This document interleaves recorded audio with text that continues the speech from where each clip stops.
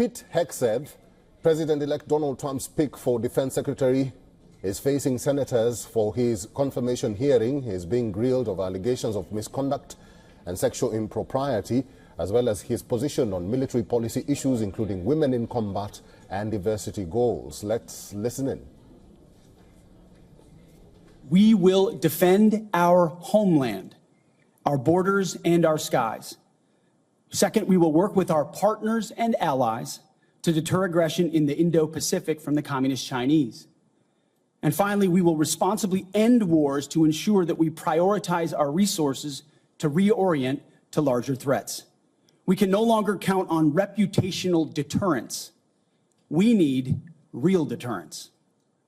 The Department of Defense under Donald Trump will achieve peace through strength. And in pursuing these America First national security goals, will remain patriotically apolitical and stridently constitutional. Unlike the current administration, politics should play no part in military matters. We are not Republicans. We are not Democrats. We are American warriors. Our standards will be high, and they will be equal, not equitable. That's a very different word. We need to make sure every warrior is fully qualified on their assigned weapons system, every pilot's fully qualified and current on the aircraft they are flying, and every general or flag officer is selected for leadership or promotion purely based on performance, readiness, and merit. Leaders at all levels will be held accountable, and warfighting and lethality and the readiness of the troops and their families will be our only focus. This has been my focus ever since I first put on the uniform as a young Army ROTC cadet at Princeton University in 2001. I joined the military because I love my country and felt an obligation to defend it. I served with incredible Americans in Guantanamo Bay, in Iraq, in Afghanistan, and on the streets of Washington, D.C., many of which are with me here today. This includes enlisted soldiers I helped become American citizens, and Muslim allies I helped immigrate from Iraq and Afghanistan. Because when I took off the uniform, my mission never stopped. Now, it is true and has been acknowledged that I don't have a similar biography to defense secretaries of the last 30 years. But as President Trump also told me, we've repeatedly placed people atop the Pentagon with supposedly the right credentials, whether they are retired generals, academics, or defense contractor executives. And where has it gotten us? He believes, and I humbly agree, that it's time to give someone with dust on his boots the helm. A change agent, someone with no vested interest in certain companies or specific programs or approved narratives. My only special interest is the warfighter. Deterring wars, and if called upon, winning wars by ensuring our warriors never enter a fair fight. We let them win, and we bring them home. Like many of my generation, I've been there. I've led troops in combat. I've been on patrol for days.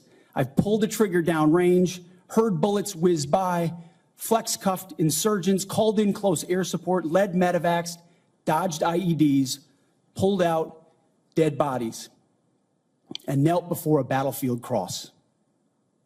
This is not academic for me. This is my life. I led then, and I will lead now. Ask anyone who's ever worked for me or with me. I know what I don't know.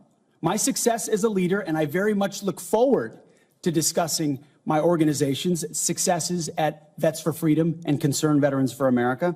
I'm incredibly proud of the work that we've done. But my success as a leader has always been setting a clear vision, hiring people smarter and more capable than me, empowering them to succeed, holding everyone accountable, and driving toward clear metrics. Build the plan, work the plan, and then work harder than everyone else around you.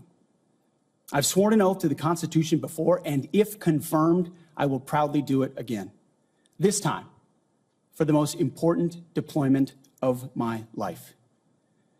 I pledge to be a faithful partner to this committee, taking input and respecting oversight. We share the same goals: a ready, lethal military, the health and well-being of our troops, and a strong and secure America. Thank you for the time, and I look forward to your questions. Thank you very much, Mr. Hegseth. Before we begin with member questions, I would like to remind my colleagues that, consistent with the bipartisan staff agreement from December, and in concert with exactly how this committee dealt with the last Secretary of Defense nominee, each member will be recognized for one round of 7 minutes to question the nominee. Out of respect for the time of all members of this committee, the time limits will be tightly enforced. We've now been here 45 minutes, and I think we've done very well with the time. But at this point, I will begin my questioning of the nominee. Mr. Hegseth, you and your family have endured criticism of your nomination since it was announced in November.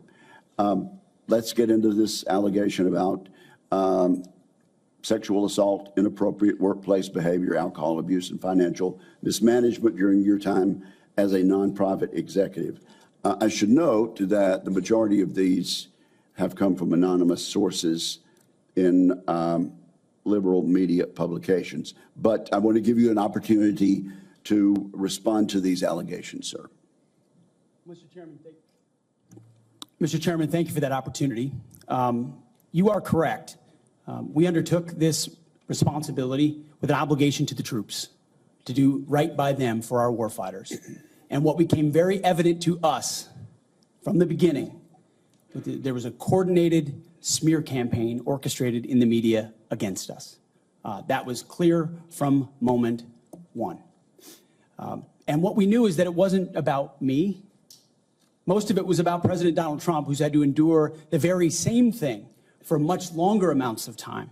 And he endured it in incredibly strong ways. So we, in some ways, knew it was coming. We didn't understand the depth of the dishonesty that would come with it. So from story after story in the media, left-wing media, we saw anonymous source after anonymous source based on second or third-hand accounts. And time again, stories would come out, and people would reach out to me and say, you know, I've spoken to this reporter about who you really are, and I was willing to go on the record. But they didn't print my quote. They didn't print any of my quotes. Or, I've worked with you for 10 years, or I was your accountant, or I was your chief operating officer, or I was your board member, or I was with you on 100 different tour stops for Concerned Veterans for America. No one called me. No one asked about your conduct on the record or off the record. Instead, a small handful of anonymous sources were allowed to drive a smear campaign, an agenda about me, because our left-wing media in America today, sadly, doesn't care about the truth. All they were out to do, Mr. Chairman, was to destroy me. And why do they want to destroy me? Because I'm a change agent and a threat to them, because Donald Trump was willing to choose me, to empower me, to bring the Defense Department back to what it really should be, which is warfighting. So I'm willing to endure these attacks. But what I will do is stand up for the truth and for my reputation. False attacks, anonymous attacks, repeated ad nauseum, printed as nauseum, as facts. We have provided to the committee, Mr. Chairman, and I know you're going to share, on-the-record statement after on-the-record statement from people who have served with me, worked with me at Fox News, Concerned Vets, Vets for Freedom, you name it, from the top of the chain to the bottom, who will say, I treat them with respect, with kindness, with dignity. That's men, that's women, that's black, that's white, that's every background. I have prided myself as a leader of respecting people, being professional. That is the balance of mine. I'm not a perfect person, as has been acknowledged. Saved by the grace of God, by Jesus and Jenny. I'm not a perfect person, but redemption is real. And God forged me in ways that I know I'm prepared for. And I'm honored by the people standing and sitting behind me, and look forward to leading this Pentagon on behalf of the warfighters. Thank you, Mr. Hegseth. And frankly, I'm sure there are millions of Americans watching who would All right, so that is Pete Hegseth, who says he is ready to endure any kind of attacks. Pete Hegseth is President-elect Donald Trump's pick for Defense Secretary. He's facing the senators for his confirmation hearing.